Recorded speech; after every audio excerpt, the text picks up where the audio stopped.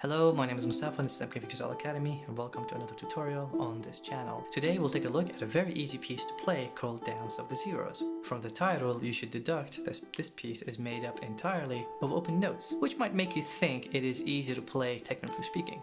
And you are correct, but because it is easy to play technically, it is a great chance to apply some advanced music elements into the piece to make it sound interesting, that are 100% guaranteed will apply to all of the songs you have played, are playing, and will play in the future. Now, why am I doing this? I'm doing this because a lot of students, when they come to me and they play in private lessons, sound flat. And the reason they sound flat is because they don't apply any musical thinking at all when they learn piece, and their entire focus is on the technical elements.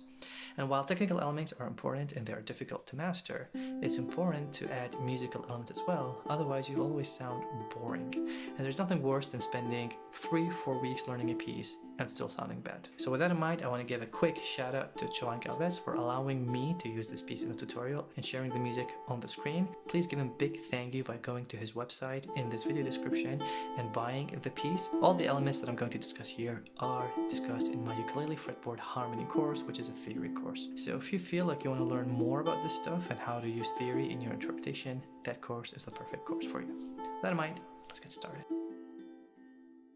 Alright, so we know that Dance of the Zeros has all open strings, so it is safe to assign our 4 right hand fingers to the 4 strings on the ukulele. So that's thumb on 4, index on 3, middle on 2, and ring on 1. But for the very first 3 notes, I'm going to use different fingerings. I'm going to use my thumb on the 3rd string, index on the 2nd string, and then back with my thumb on the 4th string for that C, E, and then high G. And the reason I do that is because if you scan the piece, you will see that motif, which is the pickup C, E to the G, which is the C major triad. You see it at the pickup to bar 1 and the pickup to bar 4. And it is sort of a recurring motif that happens at the end of each section whenever we come back to that main A section. So because I want people to be able to hear this motif and identify it right away, I'm going to play the C with my thumb, which is my strongest finger. So that's going to signal this motif and give it a unique sound that whenever people hear it, will know that I am referring to the pickup to the main motif. So that's thumb, index, and then thumb. And then I'm going to go back to assigning my fingers to the 4 strings. Notice how I finished at the G, which is the end of beat 1 in bar 4. That's because that is the end of the first phrase. So the first phrase is... Notice how I added a little bit of a rit towards the end, because the beat 2 in bar 4 is that pickup measure I was talking about at the very beginning using our thumb. I am beginning motif 2. So the first phrase, now there's more action. Make sure you give that A little bit of space, and then resolve it to the G. So the last note of the melody isn't the A, it's the G.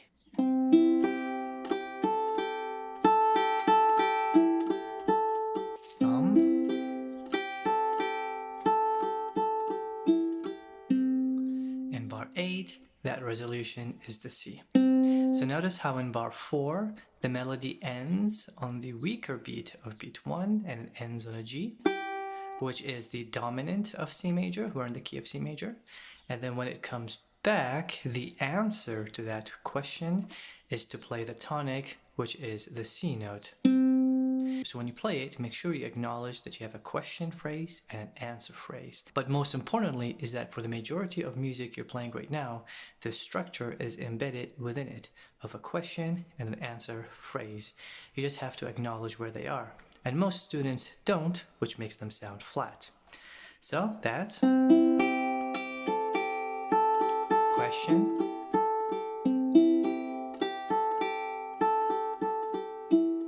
answer. And then there's the repeat sign with that pickup. And then you play the first section again, which is the A section, until you get to the second ending, and that's just the C. So we've just played 16 bars that are divided into 2 eighths that are divided into 4s each, with a question and an answer that has a pickup, so it's a little bit weak. And then we have the same question and the same answer, but without the pickup, which makes it a little bit stronger. Now we have just finished the A section and we're going to start the B section. To make the B section stand out more, we have a triplet followed by eighth notes.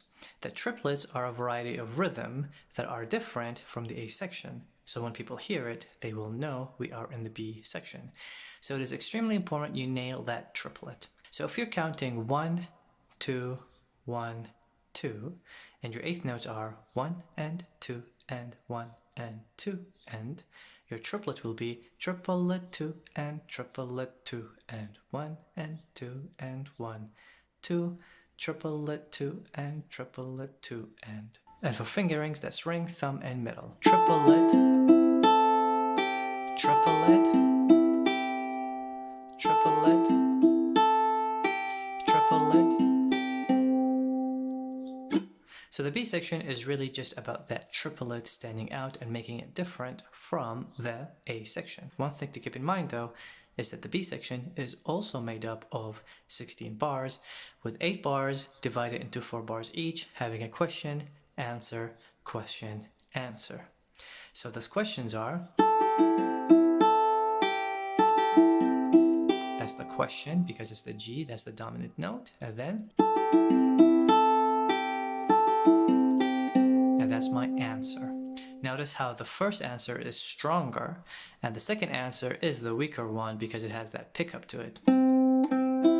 And the reason we has that pickup to it is because we want to go back to that A section so that the piece has an A, B, A section, which is a ternary form.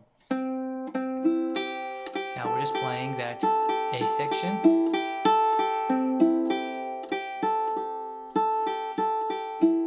That's the answer, but now we have an echo phrase. So because it's an echo and it's the end, we're going to add a rit, but we're also going to play it with a different tone on our ukulele to make it sound like an echo.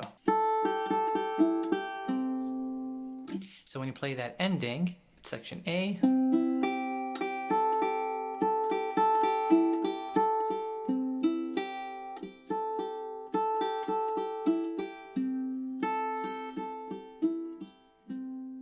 and we've just finished the piece.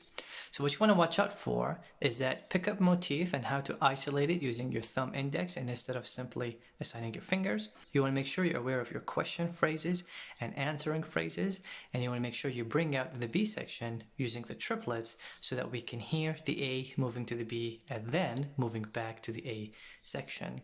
And make sure you add that rit and slightly tone difference at the very end to make the echo phrase stand out. You do that and this piece will not sound flat. And this is important because the elements that you've learned in this tutorial exist in a lot of music out there, whether it's pop, rock, classical, or whatever genre you call it. So make sure you identify them the next time you learn a piece.